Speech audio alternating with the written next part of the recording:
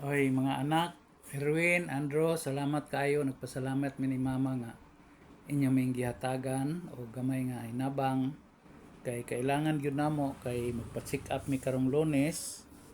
Ug basig na ay ma-admit na mo ani. Among ipalit og tambal kay di man maasahan ang yakap-yakap. Daghan man kaayong kuan kanang dili makarga ang tambal. Moingon ang doktor, way stock ang tambal. Nya ang doktor dili pud mo resita og di mapabasa ang mga resulta sa mga espesyalista nga doktor. So makaigsunan nako no sa among experience karon nga mga senior citizen. Pasalamat mi kay gipadalhan mi sa among anak kay karong Lunes pabalikon mi dito sa Yakap Center nga amo ang girehistrohan sa among yakap. Pero di na to masahan makaigsunan nako ha. Kani ako tinuod yun nga akong istorya nga among eksperyensya atong Pizza 25 nga dito may sa among Yakap Center nga nagpa-check up mi. Daghang kaayo ang mga dili maapil sa atong benepisyo. Maayo pa tong indigent nga katong zero billing o katong gitawag nato nga laing benepisyo sa MSWD, sa PhilHealth bitaw o sa kanang nya ang tambal nga iresita sa doktor nila kay pag abot dito silang pharmacy wala may stocks, kinahanglan mo palit ka dito sa gawas. So mo na imong eksperyensya karon sa kanang membro sa Yakap. So kanang Yakap di nimo maasahan makaigsunan nako no. Mas maayo pa tong lingap kaniadto no, lingap.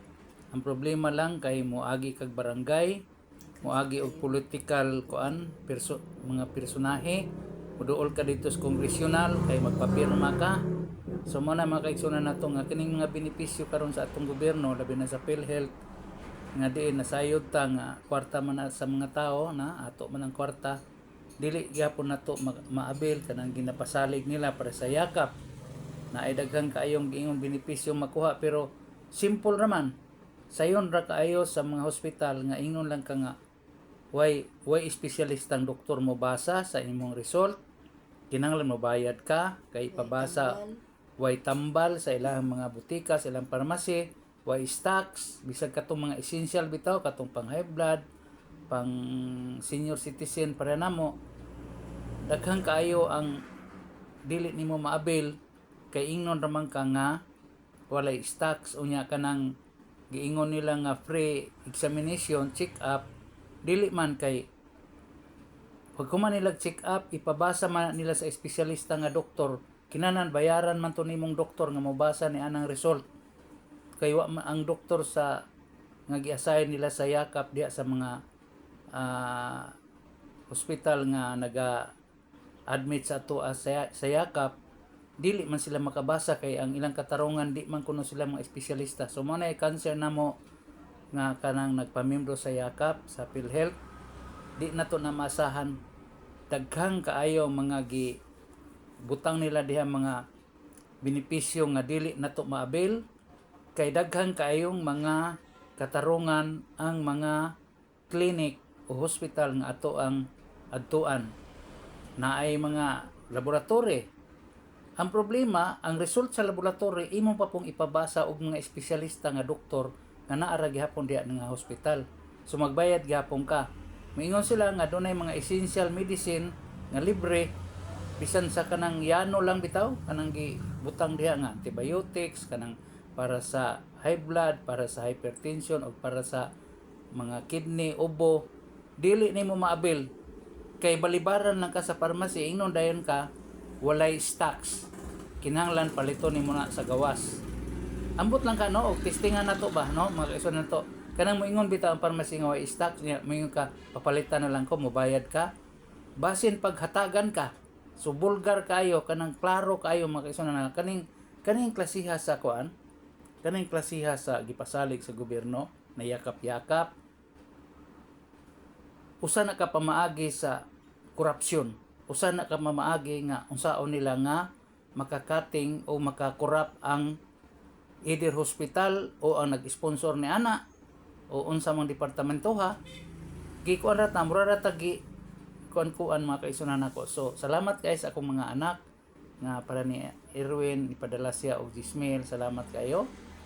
Win, wa mi magdahom nga imo ming mapadalan sa ingon ana. So katong 4,000 kapin nga bayaran nako sa Lunes pohon, nagbalik na mo didto sa hospital nga amo ang gi parehistrohan sa among yakap. At least katong 48 nga ilang giingon nga among mabayaran unya magapamalik pud may mga tambal. So salamat kayo sa akong mga anak. Hinoon kami mga ginikanan usahay di gyud na malikayan nga usahay may ubos pud ta labi na kong pareha namo nga di nami kay maduaw sa among mga anak. Layo kay mong gipuy-an nami sa Davao, akong mga anak nasa Manila, nasa Bicol, no? Nasa Kamsur, no? Naga City. Layo kay sila, di sila kaduol namo. Salamat kayo sa inyong pagsuporta, pinagi sa pagpadala ninyo o gamay namo nga magasto. Salamat kayo, at least si mama ninyo ug ako sayod man mo nga naa na gyud mi sa pangidaron kay ako 72 na nya ako misis mag 70 na pod, no? So magaminti naming duha namin mga maintenance. So salamat po mi sa among mga anak nga nagahuna-huna sad namo nga idara nami na unta ilami malantaw pod o bisan na lang sa iyon ani ginagmay nga pinansyal tabangan mi ninyo. So daghang kay salamat kayo og sa mga anak usab nga wa makalimot sa ilang mga ginikanan. Padayon sa inyong pagmahal sa inyong ginikanan kay kaming mga ginikanan kaniadto ang amo ang gihuna-huna ang inyong usab nga kaugmaon. Inyong tang huna-hunaon pod unsa pod kalisod ang among naagian sama na karong inyong naagian karon nga kamo na pod ang mga ginikanan ingana pa ug siguro sa among panahon kaniadto nga mga anak mig kabos pobre kayo muna namong paningkamot sa akong asawa nga at least na palampos na ko pa eskwela ang akong duha ka anak, si Erwin Boysier ug si Andrew Boysier, no? Salamat kay ninyo sa inyong paghatag, sa inyong suporta. Kung manghinaot ko nga ang Dios unta pagapanalangin kanunay ninyo sa mga anak nga nagasuportag mga ginikanan sa amon namo nga mga edidarana nga ang panalangin sa Dios kanunang ibubo kaninyo ug labi na gyud usab sa inyong pamilya ug manghinaot mi nga ang inyong mga kapikas sa kinabuhi mosabot usab sa kahimtang sa inyong pobre nga ginikanan. So nagapasalamat. Salamat ini. Daghang salamat. Salamat. Alod.